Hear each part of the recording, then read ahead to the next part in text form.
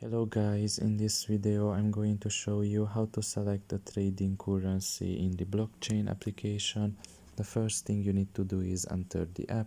Once you're done with that and you are in the home page, you should look at the top of your left corner and there you will see your profile. Press on it. And here you can just select the first option under the settings category, which is account.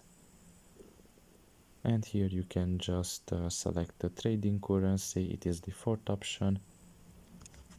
And you can have you can select from three options: from British pound, from euro, and from the US dollar. Now you can select either one of these. You can just press on it and you can see that it was instantly changed just like that.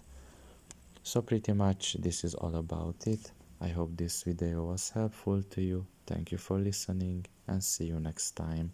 Bye bye.